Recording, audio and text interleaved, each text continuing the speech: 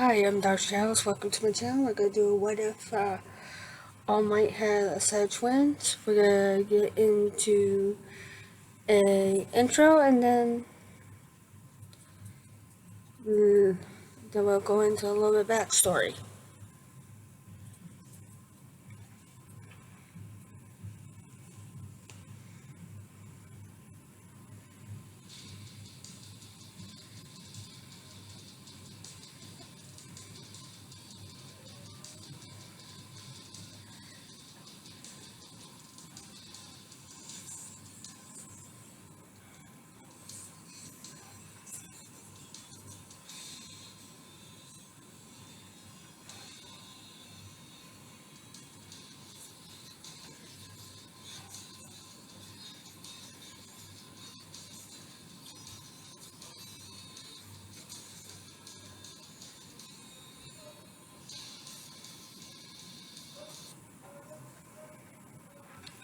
Okay, let's get to it. We have All Might. He had his love of his life, Sakura, who happened to be the daughter of his sensei, Nina Sherma. She named her after her favorite flower, and it happened to come in the spring. Always thought it meant for hope, so she named her after that. She had a quirk, and she went off to be a hero. They met in UA.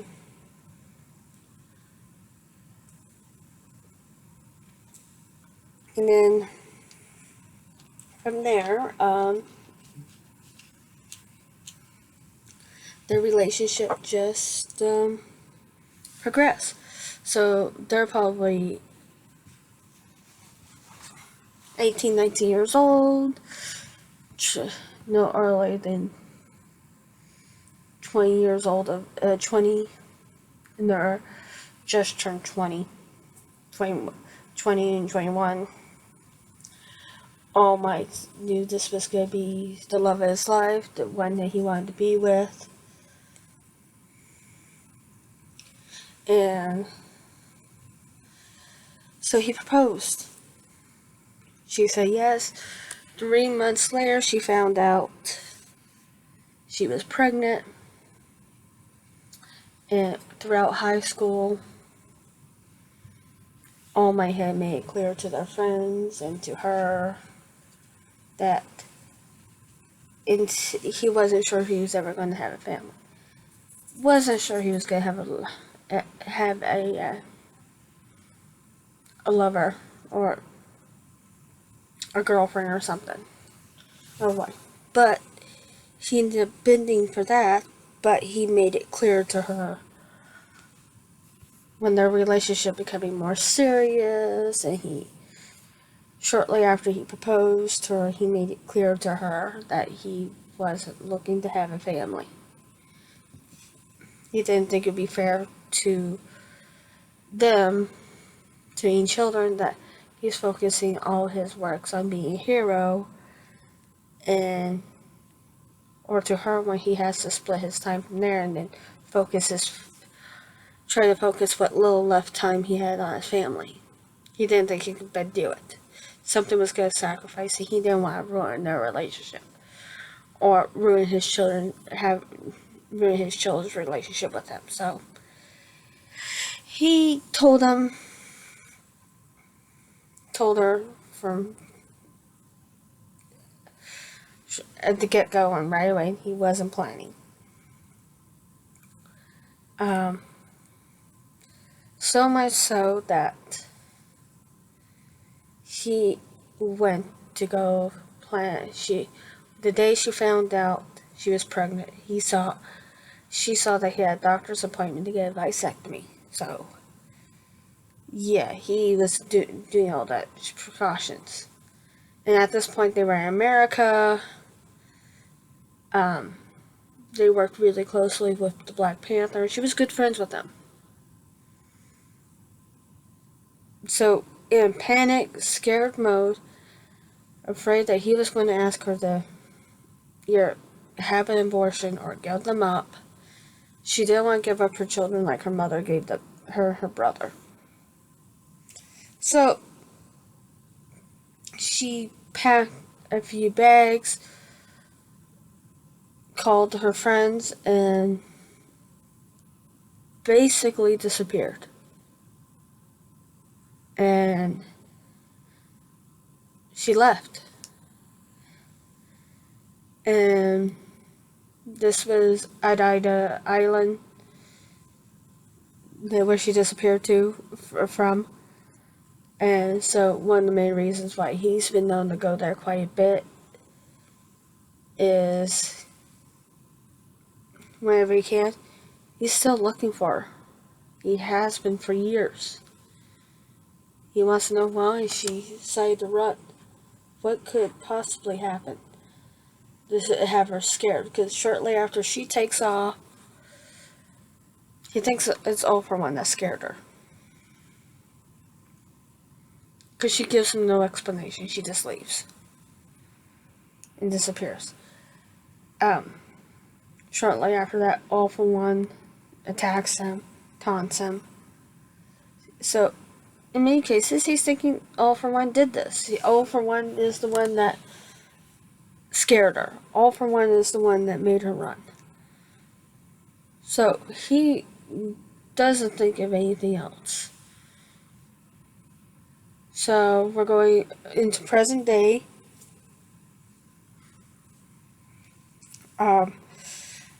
Japan, where we find Azuka Midoriya.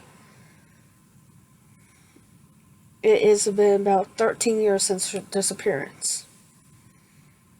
And any chance that All Might had a chance to find her, he was looking for her. He can't find a trace. She's been living in Wakanda, working for their hero agency. And just working around the borders there.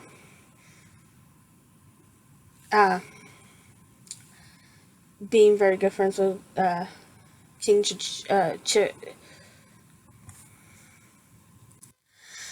T'Challa has spent up until the day Sakura's death trying to convince her to tell All Might. And he's still very good friends with All Might.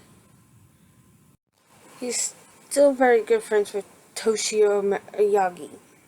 I'm probably butchering, sorry. And even so, 6.5 years past her death, he kept her secret, even though he knew she took her to her grave. So, we're in present day of the Hero Academia. We are caught up to where we first meet Azuka Midoriya and All Might, current All Might that we know of. So he's walking through his apartment gates. He sees a moving van or a moving truck, and on the side of it says Wakanda. And he's thinking that's how it's pronounced. He's never heard of it before. Trying to figure out where. Yeah. It doesn't matter. He knows that the apartment next door, which is fairly large, been renovated all summer long and majority of the winter. Was expecting people coming in. As he's walking up to his apartment, he sees the manager and a few moving people come out. The manager's talking to somebody that's just standing in the doorway. He can tell it's a young female just by the tone of her voice. Doesn't really know about her age. Sounds like she could be about his age, but he doesn't want to assume that. And so he doesn't say anything. He doesn't do anything. She just keeps. He he sees, as he's seeing the two gentlemen walk away. Not one, the manager's still talking to her. The two other moving gentlemen walk by. They do the sign of respect they do in Wakanda, the arm crossing, and Midoriya is taken back at first. He's not sure that they're referring to him. So doing that, and he doesn't know if that meant he doesn't understand what that means. Are they getting ready to kick his ass? Are they telling him off? Um, he hears a slight chuckle behind him. He goes, and then hears a boy who's always about his age. Just the way his voice is, because he talked somewhat deep and then goes kind of on a squeaky high voice. And back down to a small, normal tone. And he goes, "Oh, that was for me. Sorry, they didn't mean to sorry. That's a sign of hello and respect in Wakanda." Midoriya jumps back and turns around. It indeed was a boy about his age. Slightly taller than him. Definitely more muscular. Looked like he worked out. Hit the gym quite a bit. He was in a tight black t-shirt. Looks like he's holding a couple of bags of groceries in each hand. Obviously a good arm load. Oh, I didn't mean to startle you. Having the tone. He goes, "I am so sorry. I don't know why my voice is saying that." Uncle Chitala says that's normal for a boy my age. I'm wondering when it'll stop being normal and even out. He says eventually it will, but I doubt it will.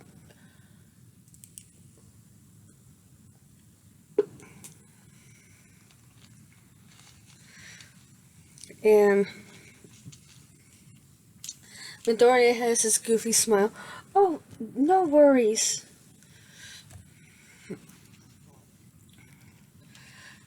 He goes, "I'm Azuka Midoriya. I see that you guys just moved in with your mother or sister? Twin sister, actually." "Oh.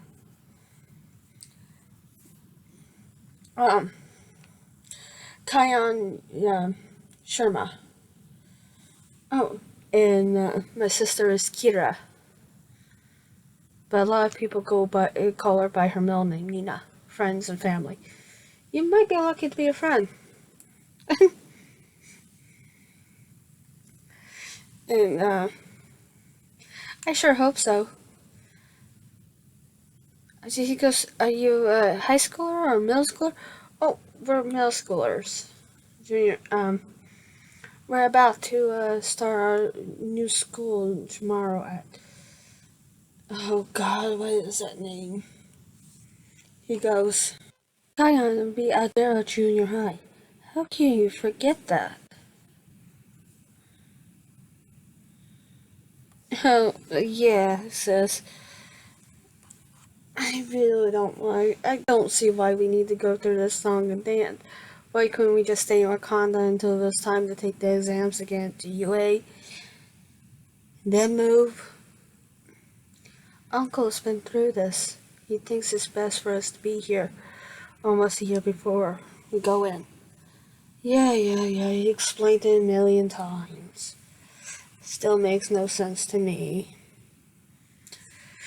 Midoriya kind of turned around and sees a beautiful blonde-haired girl. About his age. Blue eyes. Both twins look very similar. Kion looks similar to somebody he couldn't put his finger on. He knows it's almost like he's seen him before, but knows he hasn't. couldn't quite put his finger on. It's almost as by chance as he's trying to figure out who he looks like. He doesn't think too much about it. He goes, oh, yeah, just as the manager was getting ready to walk away, he goes, oh, Midoriya, I'm so glad to see you. You'd be so kind to make sure these two are looked after, right? Yes, sir. I knew I could count on you. Well, again, have a nice evening. You too, sir. He goes, oh, yeah. He goes, so you be starting school? Tomorrow's our first day of school, so you guys be starting that tomorrow? Is Dorian stuttering. He's never been in presence of a pretty girl like her before. She gently smiled. That is the plan. We just need to figure out how to get there. Oh, I can show you guys there. I don't have a problem. We probably should move. We probably should leave early because you probably have to stop at the office to register. He goes, well, technically our registration should be already taken care of, but yeah, it makes sense. Wonderful, wonderful. And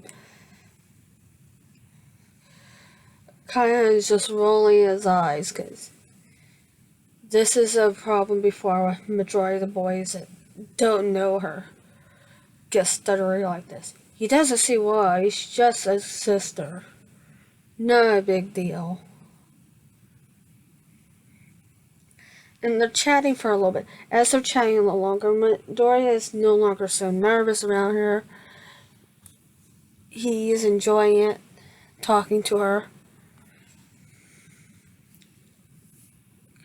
Just then, his the apartment door opens up, and his mother comes walking out. Oh, Azuna! There you are. I was getting worried. You said, oh, sorry, Mama. I know I said be here at this time, but I started to get to know our next door neighbors. This is Kayan and Kira Sharma. Oh, nice to meet you, ma'am, they both said, and there's a slight bow. Oh, it's so nice to meet you. You guys are so polite. I look forward to meeting your mother. The twins had a depressed look come across them, and it was almost like a dark cloud showed up. And quickly realizing she said something wrong, I'm sorry, that must be something wrong. Our mother died 6 years ago, 6.5 years ago. Maybe a little over 7 years ago, give or take. It's just been so long we lost count. Oh, I'm sorry. An accident? No, ma'am. A villain. She was a hero. Oh, I'm sorry. It's alright. Well, I look forward to meeting your father then. We don't know who our father is. We've never met him. Nor him with us, so we have no idea. Oh! Right now we're living on our own. Our uncle says it's not unheard of for kids our age to be moved closer to the schools that they're going to. Right, yeah. I take it you're going to Adai school too? Yes, ma'am. Well, for my foolishness earlier about your mother, I insist you both must come over for supper. You just moved in. That's okay. We can make something here. Not a big deal. We don't want to put you. I insist. Azuna will be over to pick you up after an hour. Okay? She was. It won't be a bother. I insist. Yes, ma'am. They both said. used to their grandmother behavior in their Auntie Surrey, they quickly recognized when a woman was older female was not going to back down. They're going to be quite assertive. So they walk into the apartment. Kira starts making up a chocolate cake to take over.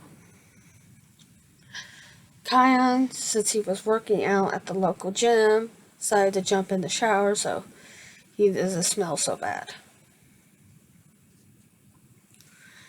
And before they knew it, about an hour or so, got burnt up. Midoriya came and picked them up. When no supper was ready, they come over. She presents the cake. Oh, that is so nice of you guys. You're so sweet. You didn't need to do that. And they have a nice little meal. And they start talking, and Midoriya asks some questions about Africa, finding out that's where Wakanda is. And his mother, Mrs. Was curious too, so she basically asked, "You grew up right on the savannah, then?" They're trying to stop out for a second, and kind of goes, "Yeah, basically, on the give or take in the heart of the savannah, how you want to look at it. Not too far from the Victoria Falls, but yeah, give or take that."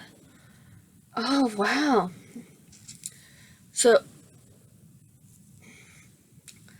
you got to see lions and giraffes and stuff on a regular basis. Yeah, I grew up playing around on the savannah and stuff. Wow. He goes, and Midoriya thought about it for a second after he chewed on his last ball of rice. And he goes, "Is it true they have giant bats? About the size of a man or something?" Kion goes, "Yeah." Oh my. And his mother got a blue face, and she goes, "What is their diet? Those bats' diet? Fruit, bugs, mainly. But mainly fruit." And she's not so worried. "Really? Yeah." They go on to talk. She goes, gets the cake, and slices up and presents it. And come to find out, the cake was absolutely moist and delicious. Chocolatey to the last bite. Quite enjoyed it. Midoriya enjoyed it. Complimented wherever bakery she got it from. Come to find out that Kira had made the cake herself, and she goes, "Oh, wow, you are quite the little baker. You're going to make somebody an excellent housewife one day." Kira blushes, and she goes, "I'm not planning on being a housewife. I'm planning on being a hero. It's kind of expected for me. My mother was a hero. My grandparents were a hero. My father was a hero. My uncle was a hero. My other uncles are heroes. It's kind of a family business." Oh! Midoriya finding out Kion also is going to be a hero. And they're planning on applying to UA in about 12 months when it can, give or take. And Midoriya is saying that, but oh yeah, I want to go UA. So Kion asks what quirk he has. He goes, Midoriya gets depressed, goes, "I don't have a quirk." Oh, well, that doesn't matter. I don't see a point of quirk anyway at times. And Midoriya picks up. He goes, "We were taught not to be so reliant on our quirks." oh, Miss Midoriya goes, really? He goes, yeah, most of the heroes we know don't always have a quirk. Hawkeye, Falcon, technically, if you want to look at Winter Soldier and Captain America, Iron Man, Black Widow don't have quirks. Oh, oh. And Hulk, I'm trying to figure out if that's a quirk or not. I guess you could say it's a quirk, but it was kind of a late term quirk, which rarely happens. Coming to find out, a lot of the villains they fought in the western part of the world didn't always have quirks either. They were just super geniuses. And so, which perked up Midoriya's very happy to find out there was other heroes in the world that were top of the list. Well, no, he knew all these heroes that they just mentioned, and just nonchalantly, they're like, oh, even our uncle of the Black Panther, he doesn't have a quirk technically. Um, so they grew up with. So he was quite shocked. So, no longer depressed, he asked, well, what is your guys' quirk? He goes, well, quirks. He goes, I have super strength. He goes, technically I have wind, but it's more wind pressure.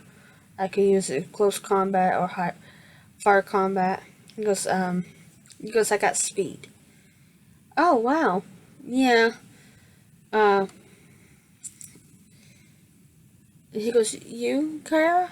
He goes, after she took a sip of her tea and she looks up, oh, I'm a polymorph. My quirk is polymorph. He goes, he stopped and looked at it. He doesn't understand what a polymorph is. He's never heard of that quirk. Looks at her and she takes a deep breath for a second. Oh,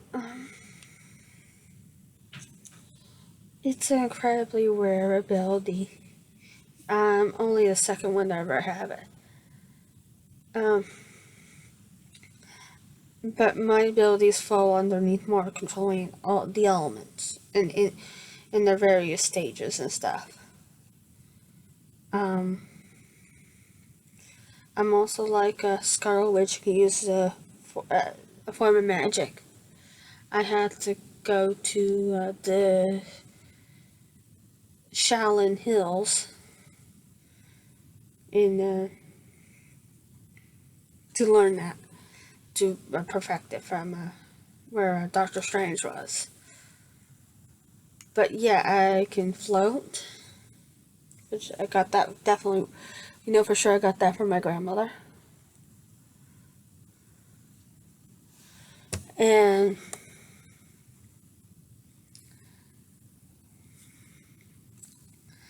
I can also,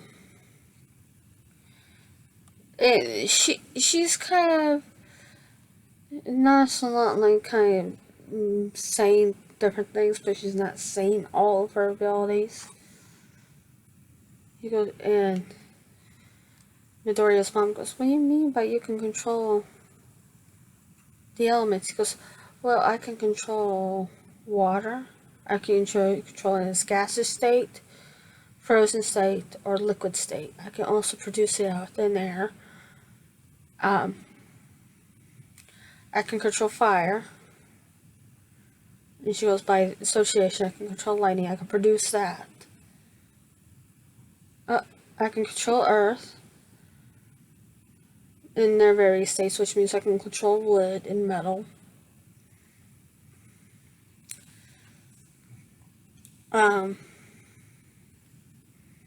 Yeah.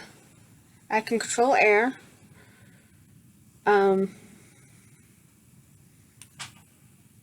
So, and stuff. And with that, I can combine the air with my float and create the move across the air, sky a lot faster, or the ground a lot faster. Really? Yeah. And she goes on and kind of explains a few things. Doesn't think too much about it. And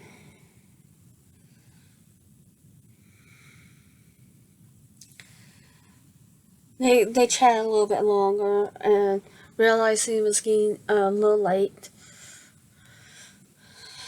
They have school in the morning, and it's probably about 6 o'clock, 7.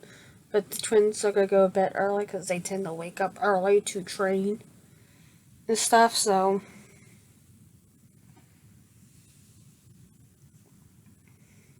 Midoriya says he'll be over in the morning about 7 to pick him up, so that he can show him where the school is.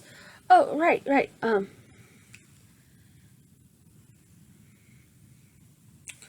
As they're getting ready to walk out the door, Midoriya's walking him out. Kaya stops. He goes, "Hey, Midoriya, would you like to join us in our training sessions?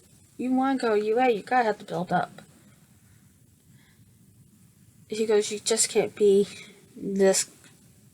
Picks up his arms. And Midoriya saw it for a moment. He goes, "Yeah, I would love to." He goes, "Great. Well, you gotta go get some sleep now because it's gonna be exhausting. But we normally start off our training sessions at 4. Really?" He goes, "Yeah. We go to a local gym and run on a treadmill. Kind of boring, but it's a little safer considering we don't know the area." "Oh, yeah. So we'll meet outside in front of our apartment door at 4? "Yeah." "Okay, bring your training clothes. We'll be back here enough time to take a shower and get ready for school." Mrs. Midori hears this and smiles. She hasn't seen her son so happy in a long time. And then potential new friends that are not putting him down for his dream to go to UA. She's actually liking the fact that they're not so much liking the fact they're encouraging him, but still they're very supportive of his idea of wanting to go to UA. And she smiles. So Midoriya quickly takes a shower, brushes his teeth, and he goes straight to sleep. He's excited not just for the next day. He sets his alarm to go off in the morning. He has a quick breakfast, light breakfast, puts on his training gear, that lime green, or bright green outfit he had in the anime. Meets the twins. They're in their training gear. They're walking down to the gym. And considering that it's a Winconda-owned gym, they were able to get Midoriya in without too much trouble since he's the guest. And they basically start off in the training. They start off the running. Kion and Kara basically start the Midoriya off slow on the running, do a light jog for him. But they're already speeding up. About a good 5 minutes. Afterwards, they're doing some more stretches to cool down. Midoriya is kind of tired, but yeah. Then Kion shows him how to start lifting some weights. They start him off on the easy weight lifts and show him on the basically arm curls, different types of weightlifting. And they're doing that, and Midoriya is pretty much exhausted by that point. and but he's grateful that they're not doing it so hard. And then each session after they do it, they do like a stretch, yoga stretch to cool down. Then they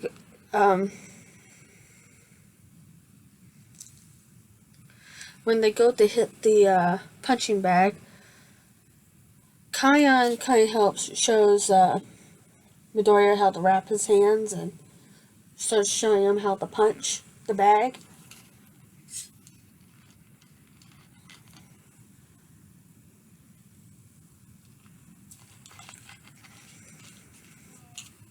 And it starts showing him basic martial arts, and it's more like a mixed martial arts.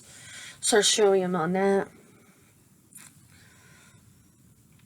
And they do that for the rest of their training session. He's by his own he's on his speed bag, and he's punching that every now and then, stopping to correct Midoriya. Every now and then, one of the Wakanda trainers got to the point, instead of doing it every now and then, because she was helping out, came over and helped out Midoriya quite a bit on it. He showed him how to do some kicks and work on that. And before you know it, he was picking up between the mix, the punching, the kicking, and he was actually quite enjoying that. Afterwards, he was tired. They walked back to the apartment. He jumps in the shower, cleans up, eats a breakfast because he was hungry as more of a breakfast. He was really hungry afterwards. And his mom gives him his lunch, and he meets them at the outside at their apartment at 7. They walk to the school. He shows them the office, and when the secretary is giving him their schedule and stuff, he sees that they have the same schedule as him, has same classes and stuff. So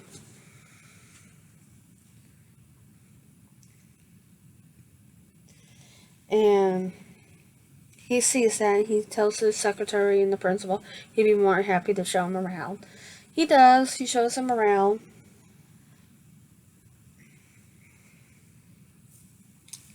He takes them to their class.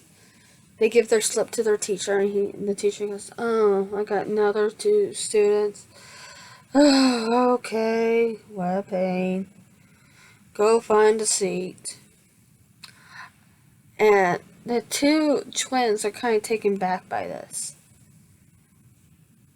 They have had teaching in Wakanda mainly, England, and they did about 6 months in not even close to 6 months in America at the Xavier Institute. And they were pretty much shocked by this. They never seen the teachers, like, he wasn't really wanting to be there. So they go sit down. Kion sits to the left of Midoriya, while Kira sits to his right. And they were talking about the hero barrel they saw this morning on the way into classes. And they were talking about it because they saw that Midoriya was taking notes about the battle. And they were helping him refine his notes, showing the techniques that they rarely did. The 2 heroes. And pointed out the 2 heroes weren't really working as a team. Probably could easily have fought the villain and took him out a lot sooner. But very minimal damage if they actually worked together. But that was not the case, so they show them their mistakes, not just their glory points. As the class filters in, they're kind of having their little huddle group. Soon the teacher announces the class has started. The 3 break apart. in their classes. Late to almost late to the party was Kanchan. Bakugo, he walks in, he sees the new boy. He doesn't see the new girl right away, Kion. And he stops and takes him back. Like a lot of people in the class. He's looking awfully familiar. And just as he says, like really funny, as he just said, he goes, do we know you from somewhere? And Kion goes, no, I've never been here before. I doubt you know me. Just as they're saying that, Midoriya has a All Might eraser on the top of his pencil. It falls off. Comically just falls off as that said. Oh, dear. Picks it up. Puts it back on. Kaya and Kira goes, she goes, I thought girls had the cute little erasers, Midoriya. She whispers. Fanboy much? And she blushes a little. All Might's my favorite hero. Well, he's a good hero to look up to. She giggles. And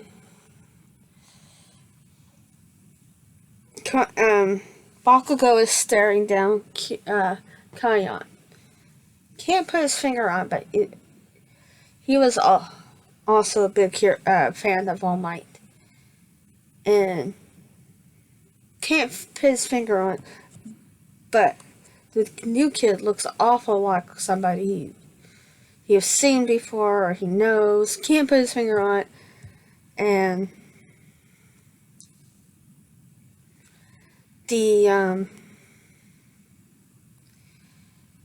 and that's when he turns around and hears this slight giggle. Looks over and sees as cheesy as it sounds, his mind goes, oh God, an angel. Literally thought she has fallen from heaven. And wanted to sit there go tell her that it hurt when you fall from heaven and stuff. But a blush came across his face. He can't, to see her blonde hair, blue eyes, that he could stare at forever. The teacher told him to go find a seat, so he does, in his normal seat. Kind of leans back, legs on the desk, kind of leaning back, checking out the new kids in the corner of his eye. Teacher says they got a couple new kids. Doesn't bother to introduce them, just says there are a couple new kids, whatever. Moves on. Goes amongst their adolescents. And they, finding out that their names were Kion and Kira Sharma,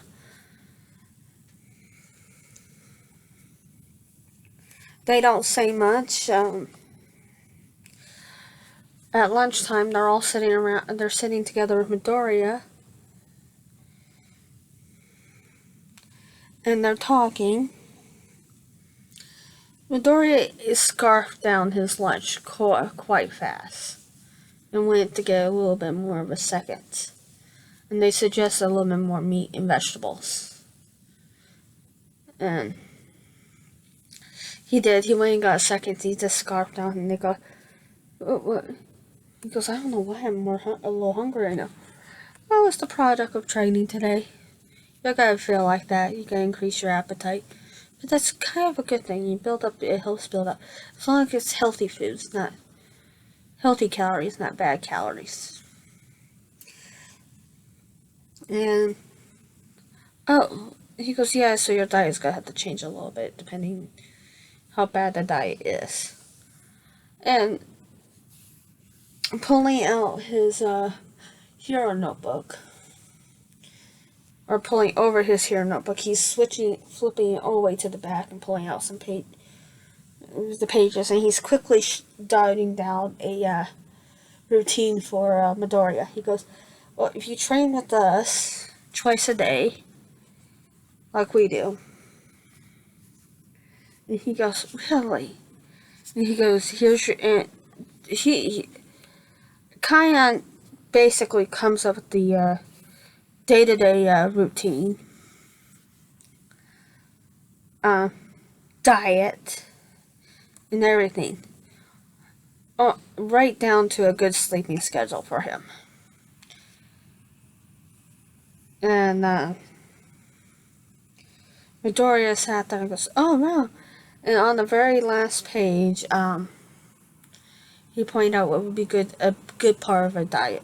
Good for his diet and stuff. And gives him everything he can eat.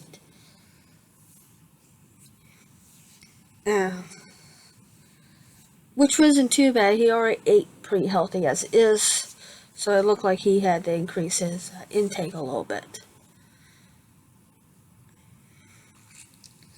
He looked at the schedule and goes, wait, you guys train after school too? Yeah. More in the evening, but yeah. That's our cool down workout. Evening workout. That's not as intense as the morning one. But that's a good one. And he goes, oh. So he starts jotting down, and as all three of them are having a discussion. Bakugo is kind of getting jealous because the new girl hasn't really noticed him, doesn't pay attention. So we're gonna leave it at that.